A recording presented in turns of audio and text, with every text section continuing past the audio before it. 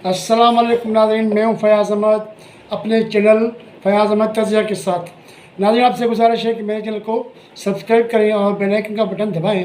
नाज़रीन, आपसे यह भी गुजारिश है कि मेरी वीडियोस मुकम्मल तौर पर देखें।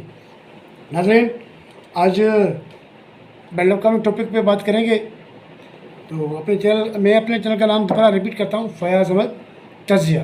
तो इस बारे से नाज़रीन बराए करम मेरे चैनल को सब्सक्राइब करें।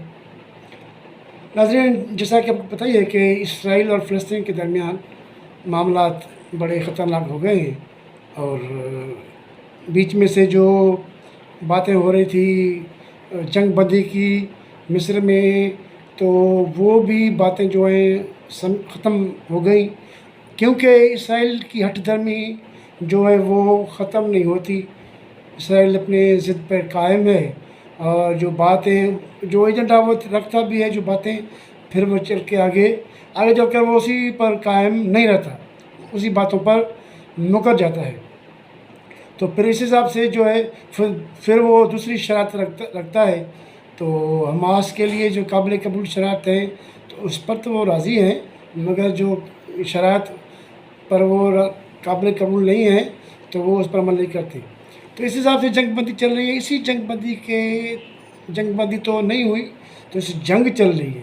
इसी जंग के दौरान इसराइल में नेतन्याहू के ख़िलाफ़ बड़े मुजाहरे हुए। कल परसों तो बड़ा ज़बरदस्त मुजाहरा हुआ था।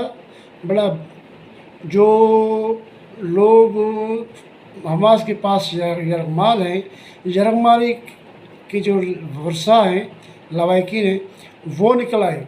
उन्होंने शदीद नारेबाजी की और हुकूमत के ख़िलाफ़, खुसूसन नेतन्याहू के ख़िलाफ़ उन्होंने कहा कि नेतन्याहू जो है हमारे बच्चों को, हमारे वर्षा को जो है वो मरवा देगा और उनको ये नहीं छुड़ाएगा, क्योंकि नेतन्याहू की जो पॉलिसियाँ हैं वो इंतहाई ख़राब हैं और ये नहीं लगता कि वो आज़ाद हो जाएंगे। तो इसी असना में ये जो इससे पहले भी एहतजाज था, मगर ये एहतजाज जो था, ये मुज़ाहरा उस वक़्त हुआ जब फ़लस्तीन में गज़ा के कुछ हिस्से में 6 इसराइली यरगमाली थे, वो मुर्दा पाए गए। तो फ़लस्तीन का कहना है कि हमास का ये इसराइल की बमबारी में मारे गए हैं। हालांकि अमेरिका ने क्या एहतजाज किया, क्या नाम है इसका, अमेरिकी सदर ने कहा कि ये गलत है, वो है। तो हमास ने कहा कि भाई हम जो है अब आपसे ज़्यादा यरगमालियों का ख्याल रखते हैं और हमने इसको मेहमानों की तरह यहाँ रखा है।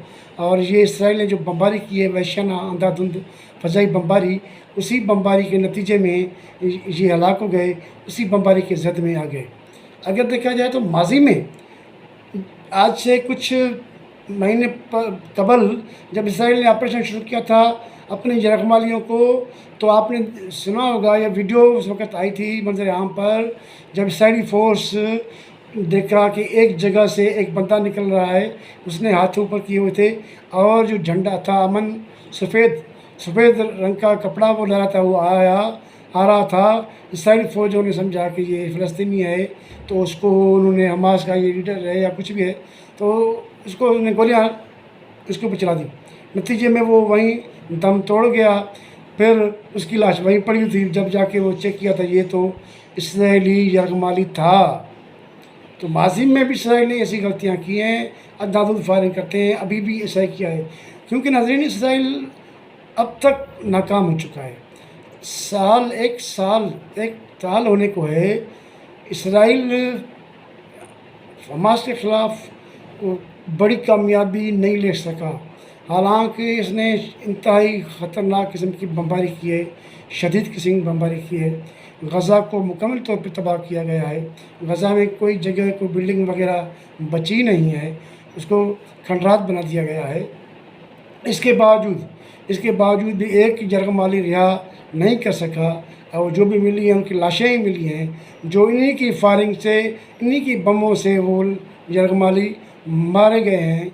इसराइल के ही हाथों अपने बंदे उनके मारे गए हैं। तो इस वजह से जो है اس کا جو ہے نا وہ ذہنی توازن سمجھو کہ نتن یاہو کا ٹھیک نہیں ہے، کیونکہ اس طرف حماس کے لیڈر کو شہید کرنے کے بعد بھی حزب اللہ نے اس کو بڑا کرارا جواب دیا ہے، ابھی تک زبردست حزب اللہ نے اس کو منہ دیا ہے۔ اس طرف سے حوثی باغی جو ہیں یمن سے، وہ اسرائیل کو شدید پریشان کیے ہوئے ہیں، وہ اسرائیل کو نقصان دیے ہوئے ہیں، اسی حساب سے اسرائیل کو سمجھ نہیں آ رہا کہ وہ کیا کرے۔